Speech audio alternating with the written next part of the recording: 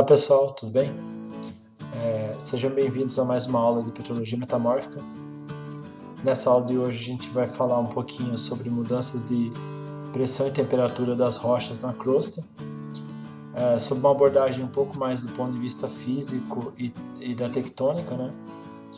Vocês sabem, essas mudanças de pressão e temperatura elas são extremamente importantes no metamorfismo. Elas são, na verdade, os dois parâmetros intensivos do sistema de maior importância sobre as reações químicas que ocorrem nas rochas.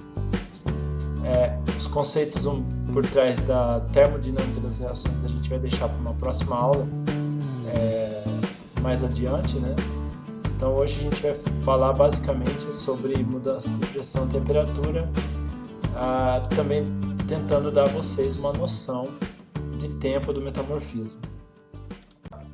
Bom, pressão e temperatura, né? Então, as mudanças nesses dois parâmetros intensivos do sistema, elas são as grandes responsáveis pelo metamorfismo, né?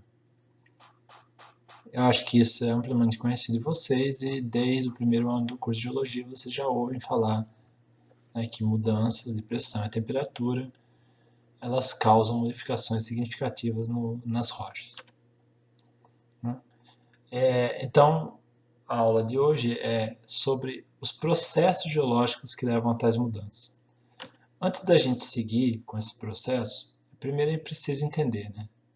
Ou relembrar, na verdade, que qualquer tipo de força aplicada a uma rocha irá causar um fluxo ou transferência dessa propriedade ou dessa força, de maneira a reduzir o tamanho da força aplicada. Pegar como exemplo um volume de rocha.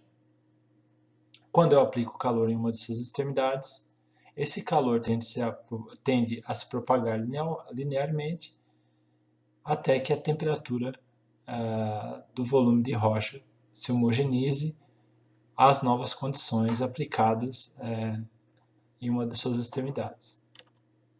Pensando no planeta como um todo, né, o que a gente conclui em termos de temperatura, né? Temos uma superfície com uma temperatura média de mais ou menos 10 graus, né?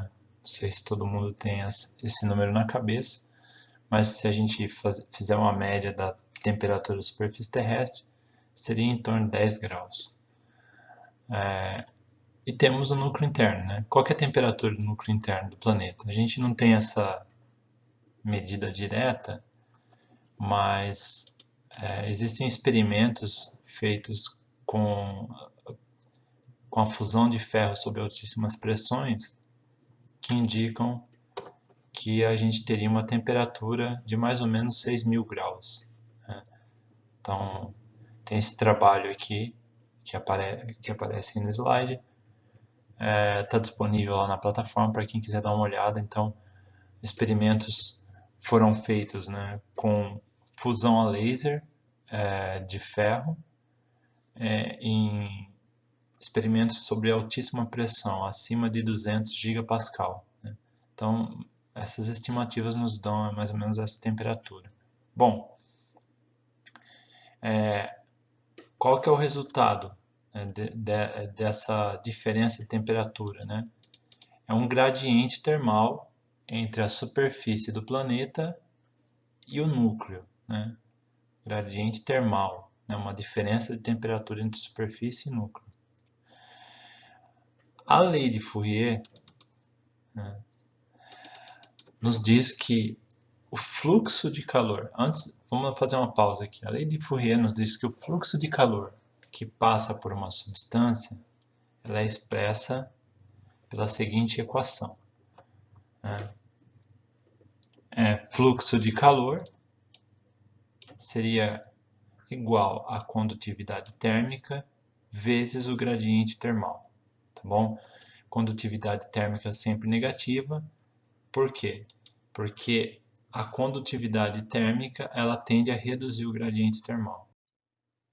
Bom, se existe um gradiente termal entre o núcleo interno do nosso planeta e a superfície, e se a lei de Fourier, né, nos diz que havendo um gradiente termal a gente teria um fluxo de calor, né?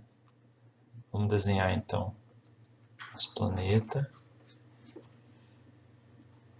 superfície, núcleo interno, núcleo externo, né? E a crosta aqui. Então aqui eu tenho 6.000 graus, aqui eu tenho 10, né? Então eu tenho essa diferença de temperatura entre núcleo e superfície. Então o que a lei de Fourier nos diz é que eu tenho um fluxo de calor do interior para a superfície, certo?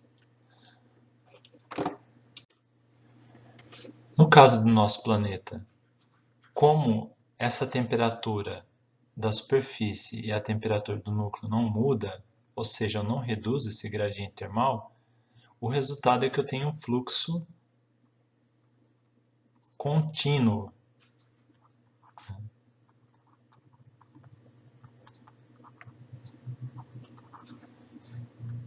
de temperatura, de calor do interior para a superfície. Então, a superfície do planeta ela sempre estará recebendo calor, né? Vamos dizer, se a gente fizer um monitoramento da superfície do nosso planeta, a gente terá sempre um fluxo de calor sendo percebido do interior do planeta. Uma outra pergunta que deve surgir nesse momento é de que forma o material recebe calor, né? Bom, vamos imaginar aqui um material, ok? Eu tenho uma temperatura 1 aqui, tenho uma temperatura 2 aqui, né? A temperatura 1 ela é diferente da temperatura 2, temperatura 1 menor que a temperatura 2, então esse fluxo de calor ele será linear, né? Ele vai passar pelo material e ele será linear. Ou seja, ele vai gradualmente mudar a temperatura desse material, igual aquele slide anterior, exatamente da forma como eu mostrei, né? Bom, e se eu estou aumentando a temperatura desse material, desse volume, significa que o calor que está fluindo por esse material ele está sendo retido aqui no material, ou parte dele está sendo retida no material, para fazer com que haja esse aumento de temperatura, né? Então, o calor recebido pelo material, ele sempre será uma função linear que atua sobre uma área, ok? Então, o calor vai atuar sobre uma área. Ou seja, quando eu penso em recebimento de calor, ou fluxo de calor, eu penso sempre em energia por área, ok? Ou watts por metro quadrado. No caso desse fluxo de calor do interior do planeta, como a dimensão desse calor recebido, né, ou desse calor que chega à superfície do planeta, ela é sempre em miliwatts por metro quadrado. Para quem não lembra, watt ela pode ser traduzido como joules por segundo ao quadrado.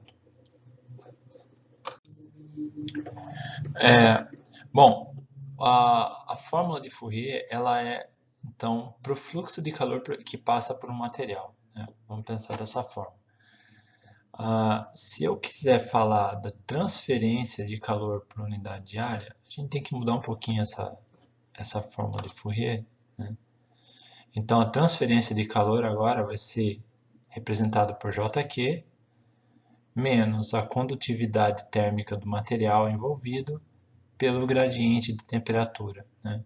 Então, quando eu falo em JQ, eu estou falando de transferência de calor. Então, esse daqui, na verdade, a gente havendo um gradiente de temperatura e transferência de calor em um volume tridimensional, não mais em um ponto, eu tenho então JQ. É praticamente a mesma coisa, né?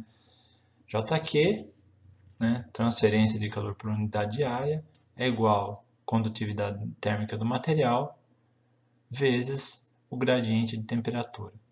Tá bom? Uma coisa importante aqui é a condutividade térmica do material, né, o LQ. É uma constante, certo? Então ela expressa a taxa de transferência de calor que passa por aquele material e é basicamente esse parâmetro aqui que irá controlar a velocidade com que eu tenho redução de temperatura conforme eu absorvo calor que está fluindo pelo meu material. Tá bom? Então LQ é o que conduz, é o que dá a velocidade com que essa temperatura ela é reduzida, esse gradiente de temperatura é reduzido. Bom, resumindo então o que a gente falou até agora, existe um fluxo de calor contínuo do interior do planeta para a superfície, certo? Porque existe um gradiente de temperatura entre o interior do planeta e a superfície, né? Esse fluxo de calor que flui do interior para a superfície, ele é expresso matematicamente pela lei de Fourier, onde qualquer volume de rocha é referência em qualquer posição vertical ao longo do perfil do nosso planeta, se não houver gradiente de temperatura, ok? Se não houver gradiente de temperatura, o fluxo de calor vai passar por esse volume de rocha, então o calor que entra vai ser igual ao calor que sai e vai chegar até a superfície. Se houver um gradiente de temperatura, aí esse calor que entra, né, Jin, ele vai ser diferente do calor que sai, porque o calor vai ser absorvido para que haja uma redução desse gradiente de temperatura do volume de rocha.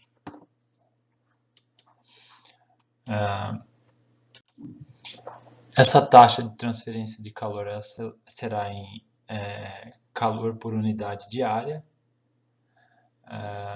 e a velocidade com que essa redução de temperatura, desse gradiente de temperatura ocorrerá, será controlada então pela condutividade térmica do material e por um outro fator. A gente vai ver daqui a pouco qual que é esse outro fator, tá bom? Bom, assumindo então essa diferença de temperatura entre a superfície e o núcleo, se eu quisesse agora saber, por exemplo, qual que é a temperatura a 200 km de profundidade, né? A gente sabe que existe uma variação aqui, né, um gradiente termal, né? Aqui 6.000 graus, 10 graus. Agora eu quero saber a temperatura a 200 km, né? Eu teria que ter uma função, né, que me desse esse aumento de temperatura com profundidade, né? Esse aumento de temperatura com profundidade ele é chamado de gradiente geotermal.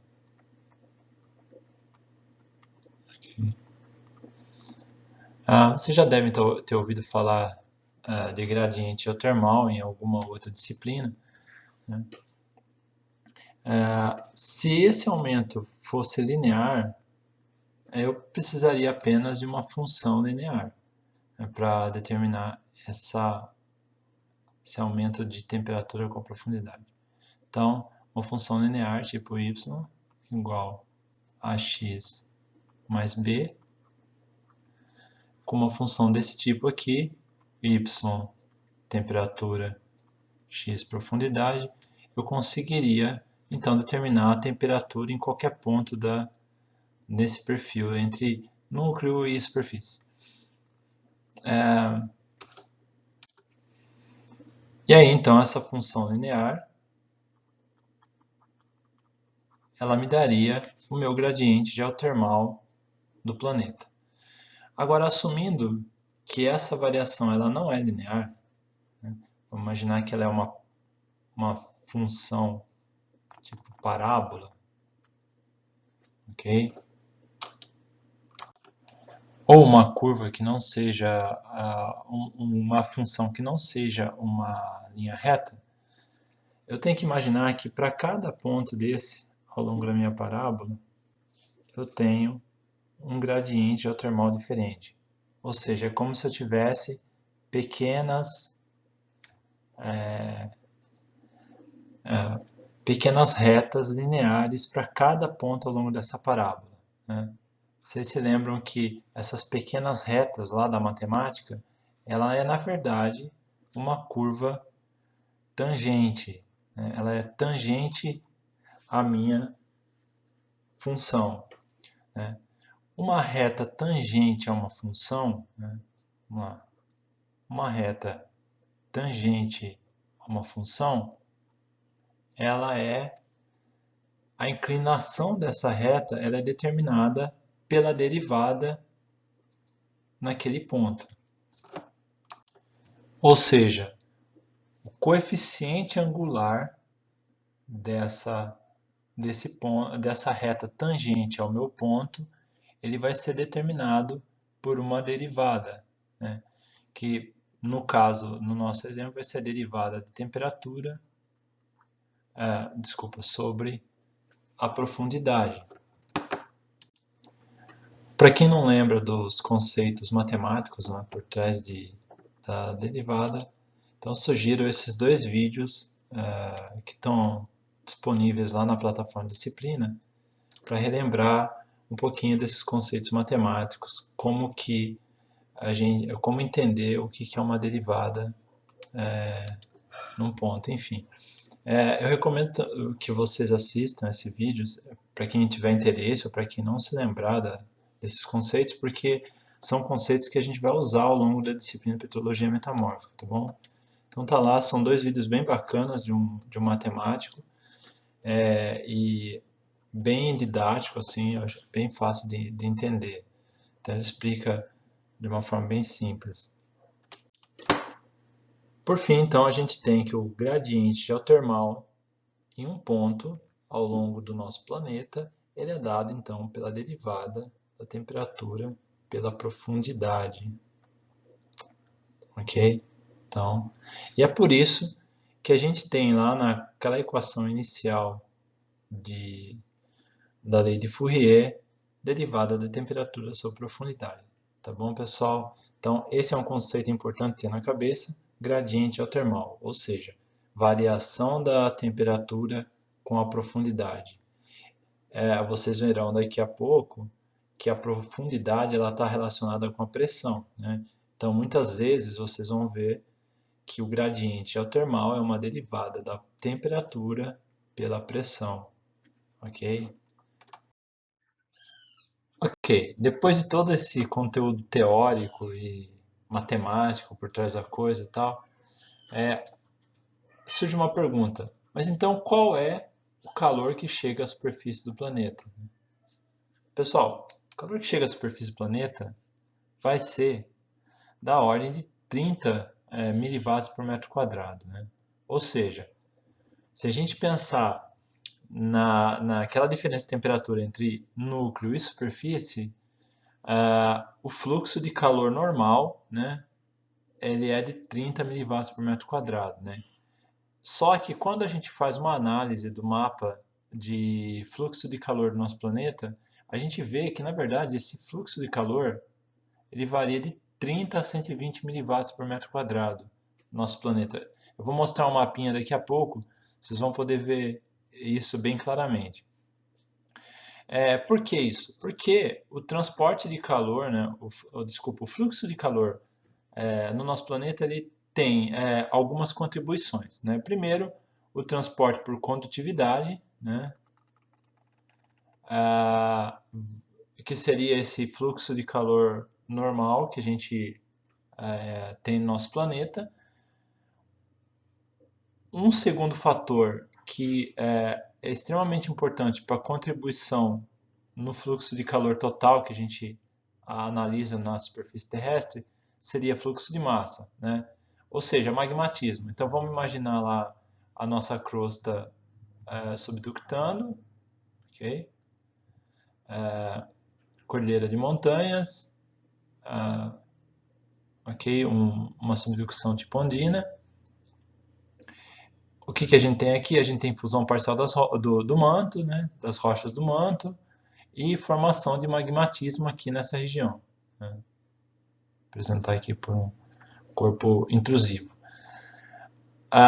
Vocês concordam comigo que esse material fundido aqui que sobe, se aloja na crosta, geralmente esse material aqui ele está sob uma temperatura maior do que as rochas do entorno. Né? Bom, como que a gente sabe que ele está sobre uma temperatura maior que as rochas do entorno? Porque geralmente a gente encontra lá nas intrusões graníticas que foram alojadas durante o processo de subducção, nas porções de média, a crosta média e crosta superior, a gente encontra um halo de metamorfismo de contato nessas rochas. Né? Ou seja, esse corpo subiu, se alojou em uma profundidade que não condiz com a temperatura do material fundido. Isso vai fazer com que eu tenha um fluxo de calor chegando nessa região aqui, que é maior que esse fluxo de calor normal de 30 miliwatts por metro quadrado que vem lá do interior do planeta. Ok? Um outro processo que contribui para esse calor total é o decaimento radioativo. Né? Aonde que esse decaimento radioativo é importante? Crostas continentais.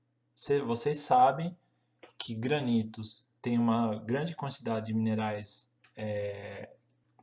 que possuem na sua composição elementos radioativos, né? Por exemplo, o zircão. E toda vez que um elemento radioativo ele decai, ele libera calor. Então, essa liberação de calor, se a gente pensar num volume granítico de vários quilômetros, ela é significativa. Na verdade, ela chega a ser de 30 milijoules por quilograma por ano. Né? Então, esse processo aqui de decaimento radioativo, ele é importante para as rochas continentais. Né? Crosta continental, a gente tem uma grande produção de calor por esse processo, e a gente vê quando comparamos aqui com a crosta oceânica ou com o manto, pela quantidade menor de minerais com elementos radioativos, a gente vê que essa produção de calor é bem menor. Tá ok? Então, pessoal, aqui nós temos um mapa do fluxo de calor do nosso planeta. Né? O que a gente observa nesse mapa da direita aqui? A gente observa que a gente tem uma grande região com alto fluxo de calor, né? Olha aqui, essa escala está meio ruim de ver no slide, mas aqui são 150 miliwatts por metro quadrado, se não me engano. Né? Então, a gente tem toda uma região aqui que tem um grande fluxo de calor. Né? Onde é que está o maior fluxo de calor? Né? Onde é que quais regiões são essas? Exatamente nos limites de placa. O que eu tenho no limite de placa? Eu tenho correntes de convecção, ok?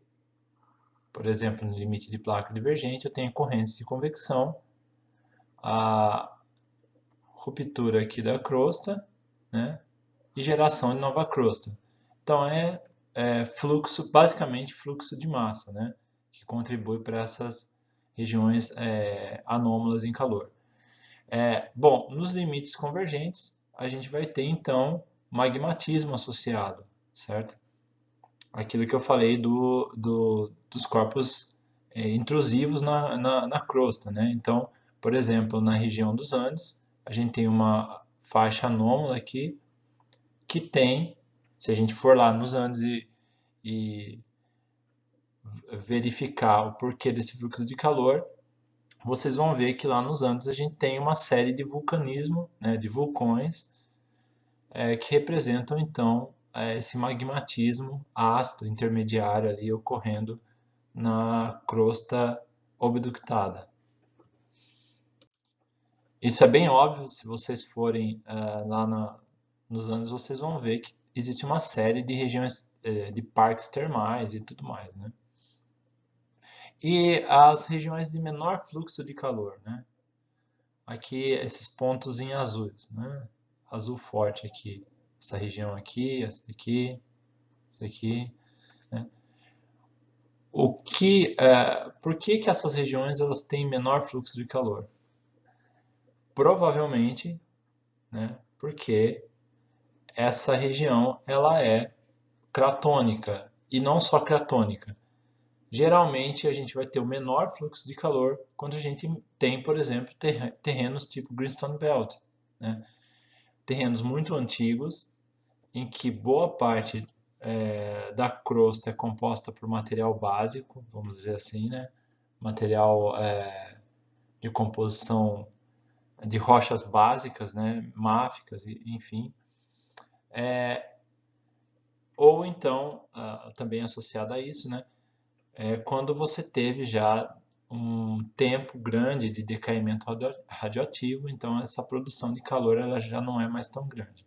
E aí a gente tem outras regiões onde a gente tem um fluxo de calor intermediário, principalmente nas regiões aqui continentais, né? A gente vê aqui regiões onde a gente tem um fluxo de calor intermediário. Desculpa, eu vou apagar aqui, só um momento.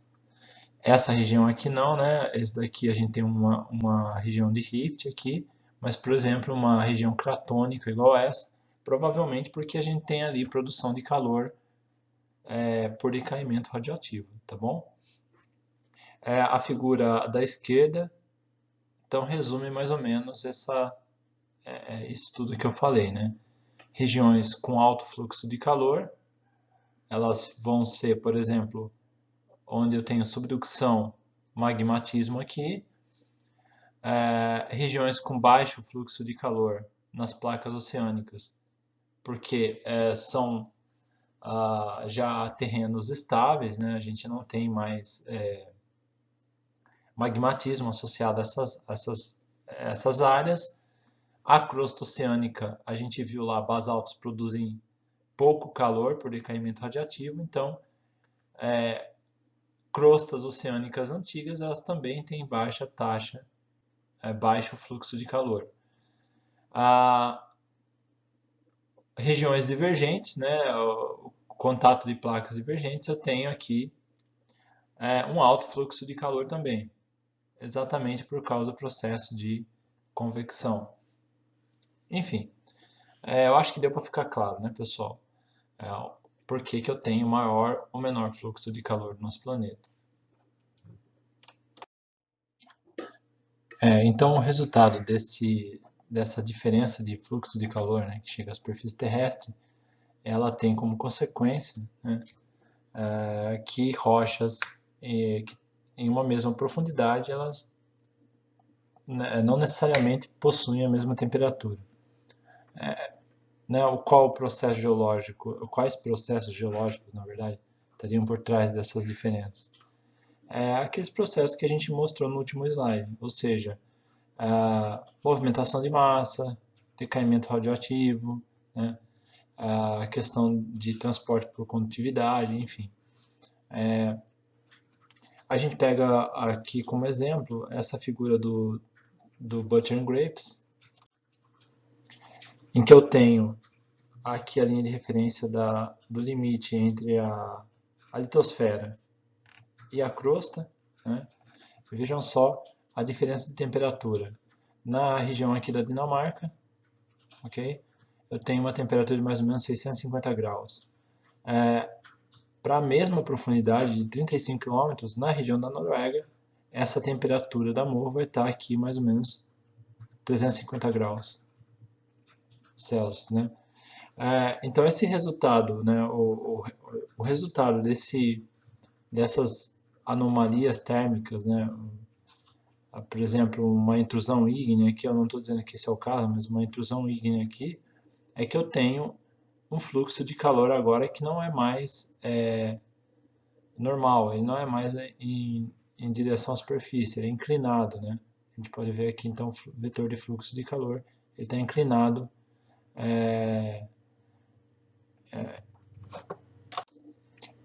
E com isso a gente tem então transporte lateral de calor, ok? Bom, podemos dizer agora então que essas superfícies de fluxo elas podem ser traduzidas como geotermas, né? O que é uma geoterma? Geoterma é uma curva que vai relacionar profundidade com temperatura, ok? Então aqui a profundidade, temperatura, eu tenho então uma curva que irá relacionar uma profundidade com uma temperatura em uma determinada região, certo? É importante a gente notar agora, né, que uma geoterma é diferente de gradiente geotermal, né? O gradiente geotermal, pessoal, é qualquer ponto ao longo de uma geoterma, certo? Não necessariamente uma geoterma vai ter o mesmo gradiente geotermal ao longo de toda a sua curva, né? Então, por exemplo, como a gente viu, o gradiente geotermal em um ponto, numa função que não é linear, ela vai ser dada pela reta tangente que passa por esse ponto, ok? Que vai ser então uma derivada,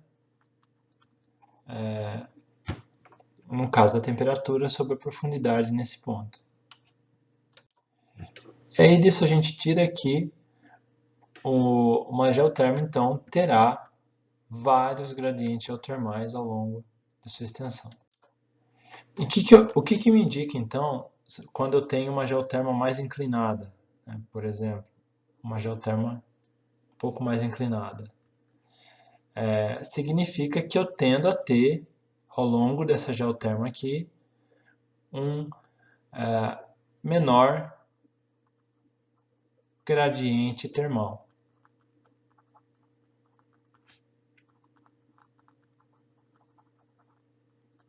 Ok?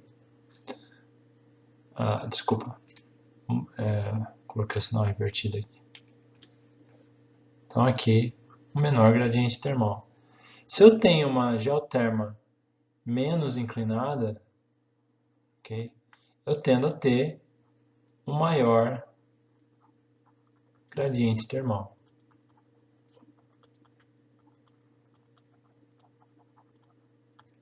Bom,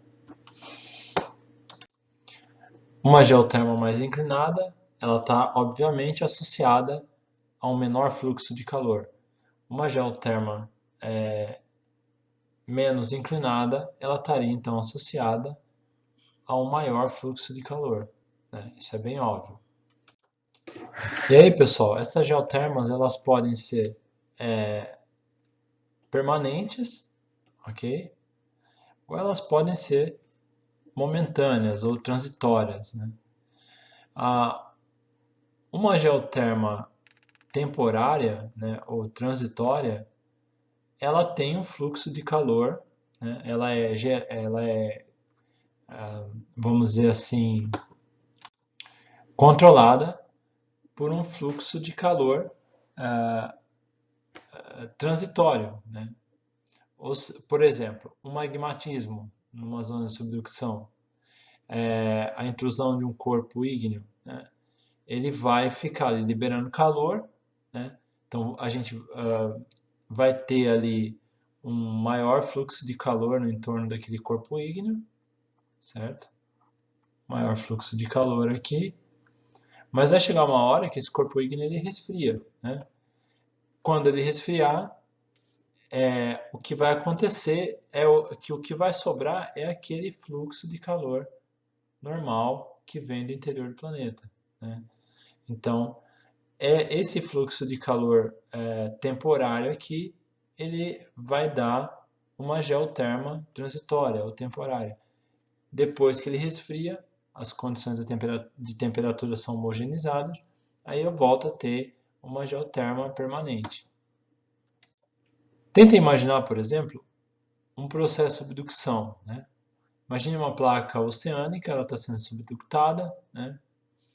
Esse processo de subducção vai levar rochas mais frias para grandes profundidades, né? O que acontece seria que parte do calor que vai passar, né, por essa crosta oceânica que está sendo subductada, ela vai ser absorvida para reduzir o gradiente de temperatura. Então, esse fluxo de calor que sai dessa crosta oceânica que está sendo subductada é menor, né? Então, a gente tende a ter uma geoterma do tipo mais inclinada, ok? Então, menor fluxo de calor. Enquanto que esse exemplo aqui que eu dei do magmatismo tende a ter uma geoterma menos inclinada, desculpa. Então, maior fluxo de calor.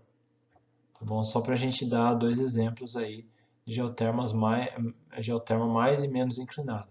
E nesses dois casos, elas são transitórias. Cessado magmatismo e subducção, a temperatura dessas rochas vão se homogeneizar e a gente volta a ter então uma geoterma normal, permanente, que é aquela que existia antes de todo o processo tectônico ocorrer. Tá ok? Bom, pessoal, em algum momento vocês já devem ter visto uma figura como essa daqui, né?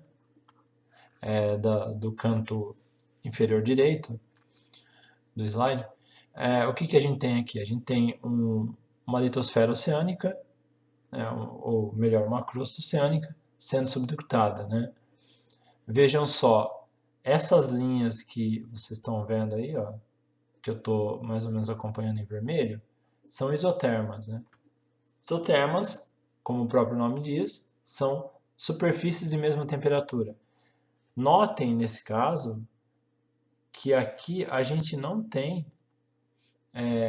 superfícies isotermas, elas não são paralelas à superfície de profundidade. O que isso significa? Significa que nessas regiões onde eu não tenho essa superfície acompanhando mais ou menos a, a profundidade, né, uma mesma profundidade, significa que eu tenho fluxo de calor anômalo, né? Ou seja, o fluxo de calor ele não é aquele normal que vem do interior do planeta, ele é anômalo. Por que aqui eu teria então um maior... veja, aqui a gente tem uma temperatura, né? Provavelmente essa temperatura é maior que a superfície. Então aqui essa temperatura tende a chegar mais próximo à superfície. Por que isso ocorre? Porque a gente tem aqui, provavelmente, magmatismo, certo? Agora, quando a gente olha para a crosta oceânica subductada, o que a gente vê é que essas isotermas, elas fazem como se fosse um V aqui, né? Elas vêm, descem e sobem, né? O que isso significa? Significa que esse núcleo da placa oceânica subductada ela é mais frio, né? Ou seja, eu ainda não houve tempo para que essa temperatura do núcleo da crosta oceânica fosse homogeneizada com as condições ambientais de profundidade onde ela se encontra. Então, em cada ponto ao longo dessa desse esquema aqui, né, dessa figura, a gente vai ter geotermas que são diferentes, né? Ao longo de uma mesma geoterma, a gente vai ter diferentes gradientes geotermais. E, obviamente, por fim, né, para a gente concluir, vocês têm que imaginar, então, que quando esses movimentos tectônicos cessarem, o que vai acontecer é que, por exemplo, aqui eu terei homogeneização da temperatura da borda para o núcleo da placa, por exemplo, subductada. Quando essa temperatura for homogeneizada, eu volto a ter o meu fluxo normal de calor, né? Então, por enquanto eu estou tendo subducção, são geotermas transitórias. Depois que eu cesso a subducção e o magmatismo, eu passo a ter geotermas permanentes. Então, pessoal, se um volume de rocha na crosta, né, imaginar aqui um volume de rocha, ele recebe uma quantidade maior de calor do que o necessário para manter a geoterma permanente, o que vai ocorrer é que haverá um aumento de temperatura, né? Aquilo que a gente vem falando desde o início da aula, né? Calor que entra maior que o calor que sai. Com isso eu tenho aumento de temperatura, certo? E quando eu tenho aumento de temperatura, eu tenho metamorfismo. Bom, nem sempre tem metamorfismo, mas quando a gente está falando em termos de processo geológico, geralmente esse processo leva a metamorfismo. Por quê? Porque algumas rochas, quando elas são aquecidas, elas vão ajustar a mineralogia. Lembrando que o que controla qualquer reação química, né, é a energia livre de Gibbs. Né? Vocês lembram isso lá da termodinâmica? Energia livre de Gibbs igual a entalpia menos temperatura vezes entropia. Né? Então, o que vai controlar se uma reação vai ocorrer ou não é a energia livre de Gibbs. Lembrando que um sistema ele sempre busca a menor energia livre. Tá bom? Um outro ponto interessante ou importante de ser mencionado nesse caso, pessoal, é que as rochas, né, relembrando lá os conceitos de química, um sistema rochoso não são reações espontâneas, ou seja, elas tendem a ser endotérmicas, né? Elas vão consumir grande parte do calor adicionado, né? Para que haja um aumento de temperatura e haja essas reações na rocha. E uma das principais reações em rocha são reações de desidratação, né? Que são, então, reações fortemente endotérmicas. Do ponto de vista de sistema, pessoal, a gente tem que lembrar que rochas, elas são, minerais são fases. Toda vez que eu mudo de fase, né, pensando lá na água, quando eu mudo de fase, eu tenho então o comportamento de um sistema físico-químico.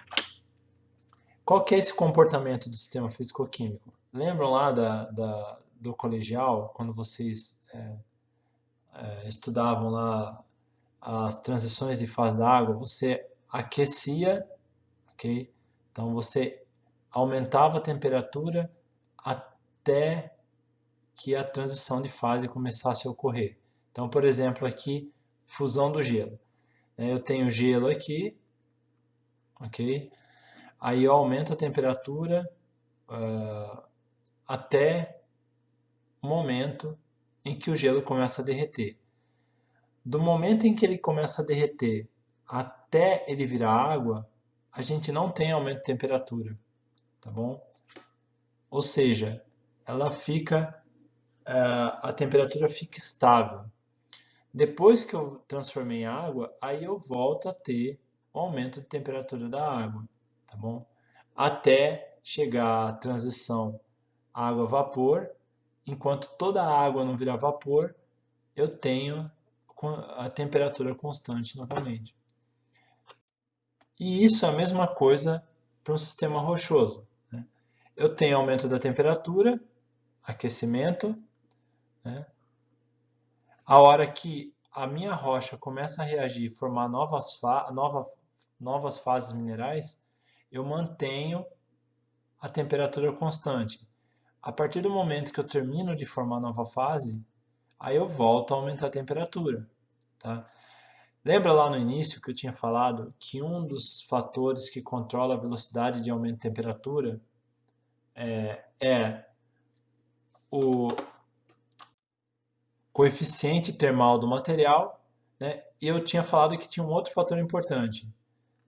E no caso de sistema geológico, são as reações, tá bom? Então, por exemplo, reações de desidratação, igual eu tinha falado, que são altamente comuns em rochas metamórficas. Elas são fortemente endotérmicas. Elas vão consumir uma grande quantidade de calor. E enquanto elas estiverem ocorrendo, né, elas vão manter a temperatura ali estável. Motivo pelo qual a gente tem uma influência na velocidade com que a temperatura vai aumentar. Então, só para nível de curiosidade, por exemplo, uma reação de desidratação ela consome mais ou menos 90 kJ por mol de água, tá bom? Então, cada mol de água num mineral que vai passar por um processo de desidratação, ele vai consumir 90 kJ de calor, tá bom? Outra coisa importante a ser mencionada é que se um volume de cristal ele recebe menos calor do que o necessário, o que vai ocorrer é que a gente vai ter resfriamento, né, diminuição da temperatura e, consequentemente, reações que vão tender a adequar a temperatura para as novas condições, a mineralogia para as novas condições de temperatura, que a gente chama de retrometamorfismo. Ok? Pessoal, vamos falar então agora sobre mudanças de pressão na crosta, né? Por se tratar de sólido, né, rochas são sólidos, variações de pressão em um determinado volume rochoso vai ser imediatamente sentido ao longo de todo o volume.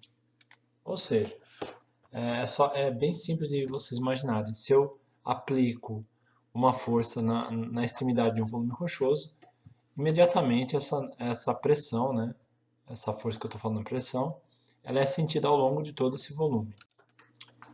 Ok?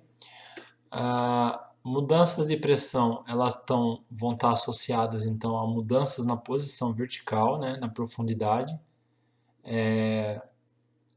Então, o que controla a pressão a qual uma rocha está sendo submetida é basicamente a posição vertical em que ela se encontra.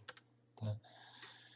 A pressão em um determinado ponto Z, ela poderia ser calculada então da seguinte forma, imaginando então que essa variação de pressão ela não seja uma função linear, né? Ela poderia ser calculada por essa integral, né? Entretanto, como a densidade, a variação de densidade das rochas vamos pensar assim, na litosfera, ela é quase insignificante assim, do ponto de vista de grande escala, né? A gente pode simplificar essa equação para essa função linear aqui, né? Ou seja, pressão é igual a gravidade vezes densidade vezes profundidade, né? E nesse caso, com essa equação linear, o que a gente tem é que no nosso planeta as superfícies de pressão elas vão ser mais ou menos paralelas à superfície do nosso planeta. Okay? Então, quanto mais profundo eu vou, maior a pressão. Ok? Bom, e quais são então os processos que causam mudanças na posição vertical de um volume de rocha na crosta? Né? São basicamente processos tectônicos. Um exemplo que vem fácil na cabeça, né, é a subducção. Vejam, você tinha uma rocha aqui, vamos dizer assim, num ponto x1, né? Esse mesmo volume ele vai ser gradualmente transportado a profundidades cada vez maiores, né? Volume x2 aqui é numa posição x2, ou x não, né? Z, acho que ficaria melhor. Vamos dizer, eu vou colocar um Z1 aqui e um Z2. O mesmo volume de rocha ele vai aumentando cada vez mais a profundidade no processo de subducção. Com isso, aumentando então a pressão a qual esse volume de rocha está sendo submetido. Eu coloquei essa outra figura aqui só para mostrar para vocês aqui o processo de subducção de uma placa oceânica, né? Se vocês notarem nessa figura, essas cores mais quentes, né? Essa região aqui mais quente, ela se a gente analisar esse gráfico aqui, esses tons de vermelhos, elas são então regiões com maior quantidade de material fundido, né? Então aqui mostrando a fusão parcial do manto, né? E o magmatismo ocorrendo aqui na crosta. Esse ponto aqui, ele é o Monte Rainier, um vulcão ativo na porção noroeste dos Estados Unidos. Tá bom? Então, só para ilustrar. Um outro processo geológico tectônico, né, que causa mudança na pressão das rochas, né, ou mudança na posição vertical das rochas, é a colisão continental e o espessamento crustal. Tá? Essa figura aqui, ela mostra mais ou menos a linha morro, né? A linha morro, aqui a profundidade, numa seção ao longo do Nepal. Tá? Isso daqui, uma seção ao longo do Nepal. Vejam só, a crosta normalmente, uma crosta continental, ela tem uma espessura de mais ou menos 30 a 40 quilômetros. Quando eu tenho processo de colisão continental, tem espessamento crustal. E aqui a gente tem mais ou menos uma espessura crustal de mais ou menos 70 quilômetros, né? Se a gente tirar aqui da escala, mais ou menos 70 quilômetros. Ou seja, as rochas que estão na base dessa próximo ao morro aqui, elas estão a uma espessura muito maior do que estavam anteriormente, né? Devido ao processo de colisão. E um outro processo tectônico, né, pessoal, que é responsável por mudança na posição vertical de volume rochoso, seria então a subsidência, né? Subsidência, por exemplo, de bacias sedimentares. Essa foto aqui para mostrar então Death Valley, a gente tem um rift, né, uma bacia tipo rift, leques aluviais chegando a essa bacia, né? O centro da bacia aqui com sedimentos mais finos, enfim, essa superfície que hoje ela está exposta a condições atmosféricas, conforme ela vai sofrendo subsidência, mais material vai sendo adicionado, né, a essa bacia, essa superfície referência aqui ela vai sendo soterrada e a pressão das rochas então vão se modificando. Eu coloquei esse exemplo porque a taxa de subsidência nessa região é extremamente alta, né? Tão alta que hoje essa superfície aqui ela está abaixo do nível do mar, tá ok? Bom, a gente falou de pressão, temperatura, né? Mudanças de pressão e temperatura, e agora falta uma coisa nessa história, que é o tempo. Ou seja, qual que é a escala de tempo do metamorfismo, né? E aí, se a gente fizer um cálculo, vamos dizer assim, relativamente simples, a gente consegue calcular, né, estimar essa escala de tempo do metamorfismo orogênico típico. Vamos pegar como referência uma camada de folhelho de mais ou menos 10 km de espessura. Tá?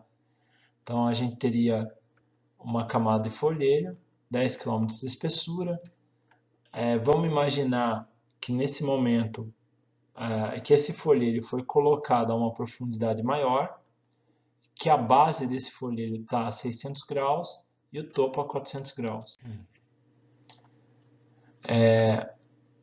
Bom, com essa diferença de temperatura, né, entre a base e o topo da camada, o que eu tenho como resultado dessa diferença é que o calor que chega na base dessa camada de folheiro é diferente do calor que sai dessa camada de folheiro. Então eu estou considerando aqui um fluxo de calor de mais ou menos 75 miliwatts por metro quadrado chegando à base do folheiro e um fluxo de calor que sai de mais ou menos 35 miliwatts por metro quadrado. Tá bom? Ou seja, o calor que entra é diferente do calor que sai. E aí a gente tem um delta de fluxo de calor aí de mais ou menos 40 miliwatts por metro quadrado. Algumas informações. Densidade do folheiro vamos considerar como sendo de mais ou menos 2,63 gramas por centímetro cúbico. A capacidade térmica do folheiro de mais ou menos 1 kJ por quilograma. Tá? E o conteúdo de volátil de mais ou menos 2 mol por quilograma de folheiro. Ou seja, a cada quilo de folheiro a gente tem aí mais ou menos 2 mols de CO2 mais H2O. Né? Se o fluxo de calor, né, que é absorvido por essa camada de folheiro é de mais ou menos 40 miliwatts por metro quadrado, né, ou seja, a diferença entre o calor que chega na base da camada de folheiro e o calor que sai dessa camada de folheiro é de mais ou menos, né, o ΔJQ aqui, 40 miliwatts, quando eu passo de watt para joule por segundo, né, lembra que watt é igual a joule por segundo, a cada segundo essa rocha ela irá receber mais ou menos 0,04 joules de calor, né, por metro quadrado. Por quê? Porque 1 miliwatt é igual a 0,001 joule por segundo. Se a gente considerar que a desvolatilização ela ocorre entre mais 400 e 600 graus, né, ou seja, nesse intervalo de temperatura eu vou ter a desvolatilização total dessa camada de folheiro, não total, né? Vou ter a desvolatilização de boa parte dessa rocha.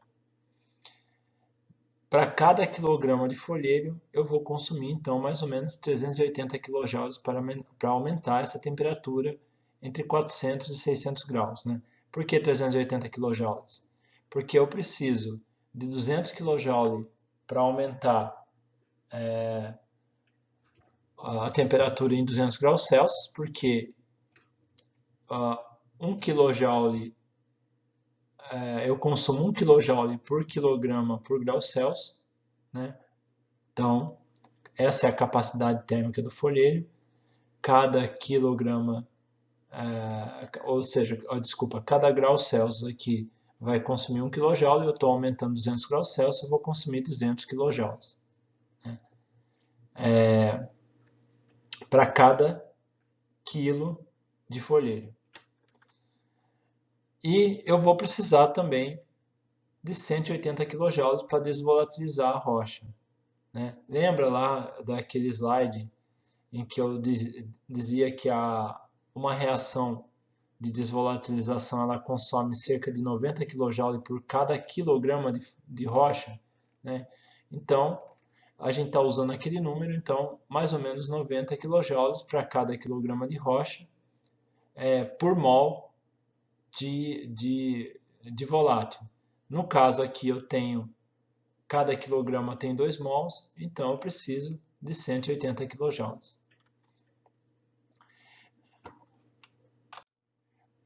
Como 40 miliwatts por metro quadrado é igual a 0,04 joule por segundo por metro quadrado, então a gente faz uma regra de 3 simples, né? 0,04 quilojoules por metro quadrado, né? 1 metro quadrado desculpa pessoal, Para receber 0,04 kJ em 1 metro quadrado, eu preciso de 1 segundo. Quanto tempo eu preciso para receber 380 mil joules? Né?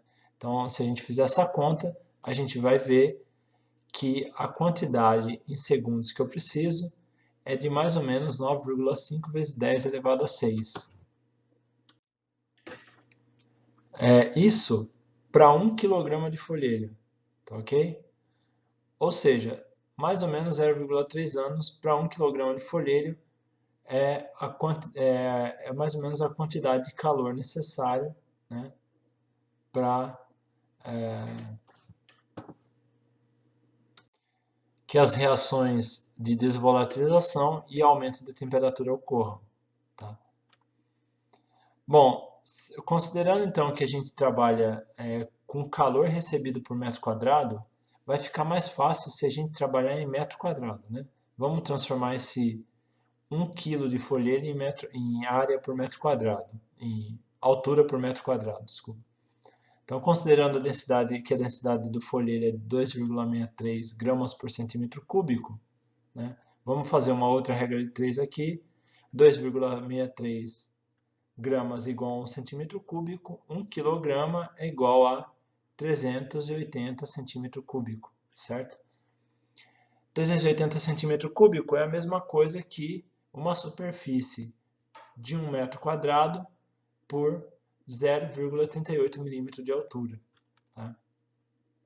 Ou seja, a gente precisa aí de 0,3 anos, olha só, 0,3 anos para aumentar a temperatura em 200 graus Celsius e desvolatilizar 0,38 milímetros de altura de uma coluna de rocha. Ok? 0,38 milímetros, ou seja, 8 anos para aumentar a temperatura em 200 graus Celsius e desvolatilizar 1 centímetro de rocha. Ou 8 milhões de anos, né, para a gente aumentar a temperatura e desvolatilizar 10 km de rocha. Tá bom? É tudo regra de 3, pessoal, não tem segredo. Então, como resultado, a gente dessa conta, né, desse cálculo relativamente simples, a gente tem que, para eu aumentar a temperatura de toda essa coluna de rocha aqui em 200 graus Celsius, né, e desvolatilizar, ou seja, mudar todas as fases minerais hidratadas, eu preciso então de mais ou menos 8 milhões de anos. Tá bom? Então essa seria aí mais ou menos a escala de metamorfismo, 8 milhões de anos. Bom, se a gente pensar numa coluna de rocha de 40 quilômetros, a gente tem que multiplicar esse 8 milhões de anos por 4, né? É o que daria algo em torno de 32 milhões de anos. Então a gente tem que imaginar que mais ou menos 40 milhões de anos para um processo de colisão continental. Isso mais ou menos, veja só que mais ou menos bate com as datações, né, com a geocronologia de cinturões orogênicos. Tá bom? Bom, agora que a gente sabe como é que evolui, como é que se comporta a pressão e a temperatura na crosta, né, e quanto tempo leva o processo metamórfico, a gente agora pode analisar a evolução de um certo volume crustal, num processo de colisão, por exemplo, do ponto de vista de variação de pressão, temperatura, tempo. Okay? Vamos imaginar então esse volume crustal aqui, no tempo 1. Nesse tempo 1, ele não está tendo mudança de posição vertical, né? Ou seja, eu não tenho variação da posição Z desse volume crustal.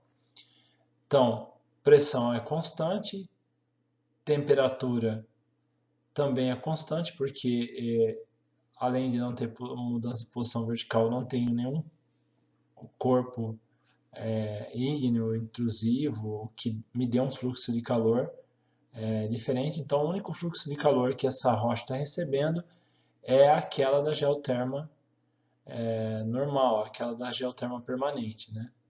Então, o nosso ponto 1 ele começa em cima de uma geoterma permanente.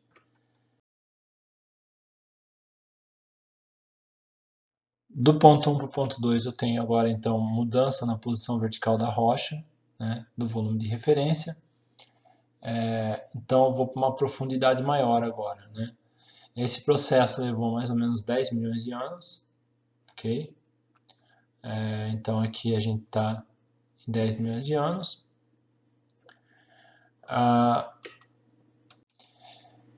E agora, como a quantidade de calor que chega nesse volume crustal ela é maior que a quantidade de calor que sai, né? A quantidade de calor que chega é maior que a quantidade de calor que sai, eu vou ter então mudança gradual da temperatura, né? Lembram-se daquelas geotermas em processo tectônico, desculpa, das isotermas em processo tectônico, que eu tinha que vir aqui fazer isso, né? Virava, voltava. Então, essas isotermas nos diz o quê? Que o núcleo da placa que está sendo subductada, ela está em uma temperatura diferente da borda, né?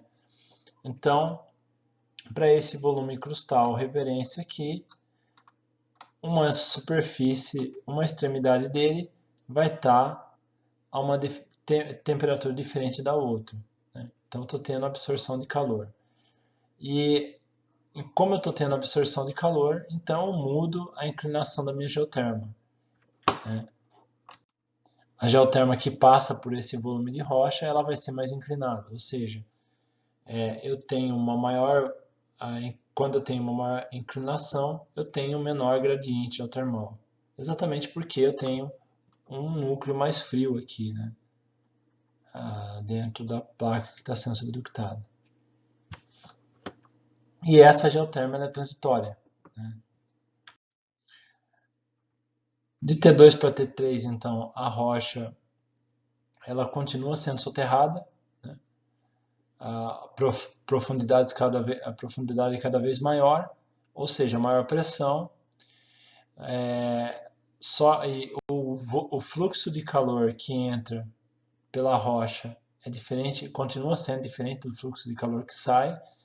A velocidade de mudança de temperatura dentro do volume de referência ela continua sendo mais ou menos a mesma do volume de referência em T2, ou seja, a gente continua sobre a mesma geoterma transitória. Quando eu chego em T3, né, eu cheguei na profundidade máxima, agora essa rocha ela vai viajar horizontalmente, né? Ela vai ter uma mudança horizontal e não mais vertical. O que acontece agora é que eu tenho um aquecimento dessa rocha, porque ela agora está próxima ao manto aqui, né? Então aqui é a base da crosta, então agora ela está próxima ao manto. Ou seja, ela vai para uma outra geoterma transitória, ela vai para uma, no ponto T4 aqui, ela vai para uma geoterma menos inclinada, com uma maior gradiente geotermal, né? Então, em T2, T3 eu tinha um menor gradiente geotermal e agora eu tenho um maior gradiente geotermal. Por quê?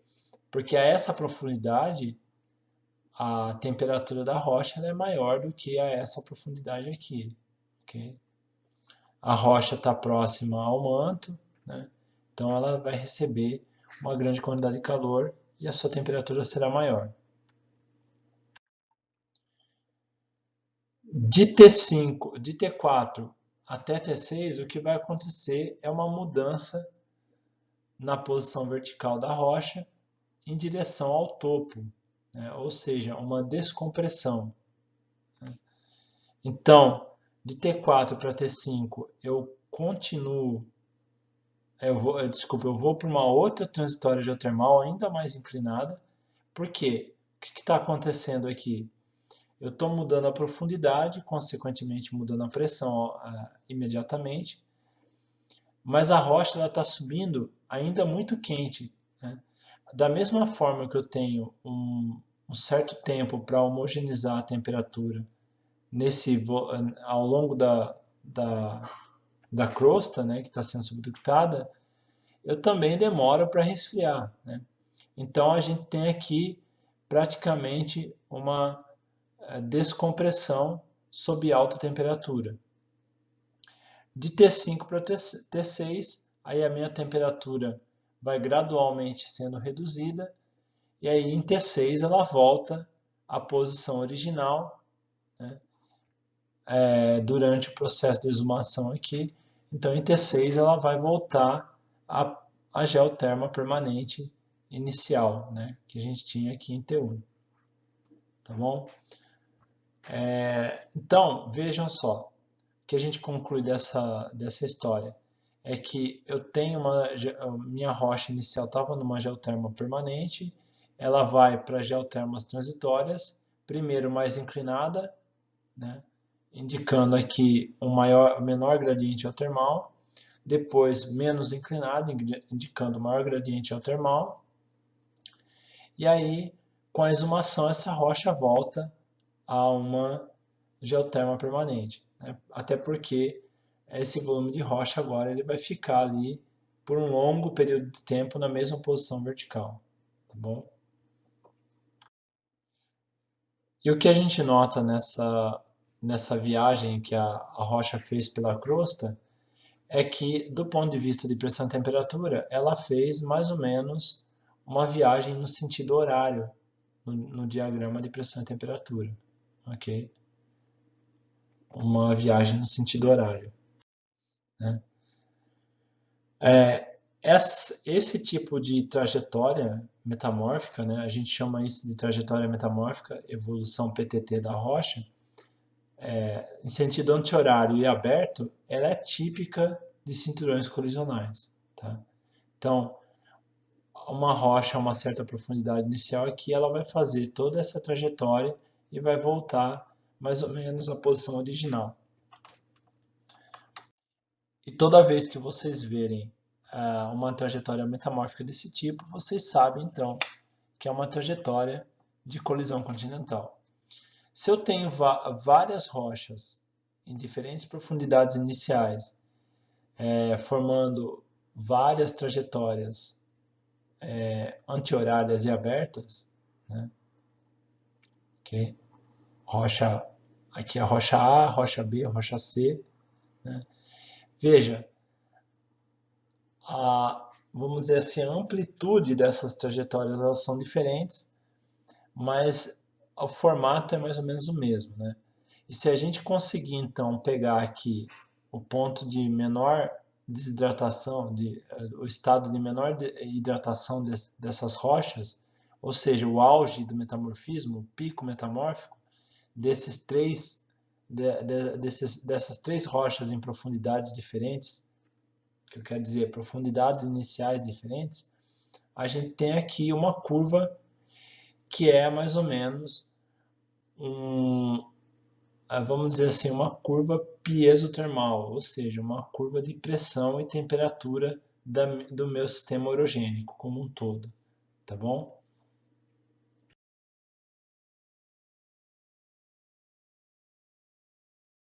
Bom, pessoal, por hoje é só.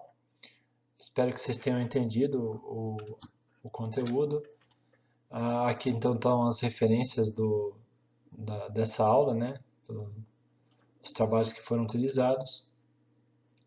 E a gente se vê então logo mais no chat para tirar as dúvidas a respeito aparar as pontas, né? Vamos dizer assim.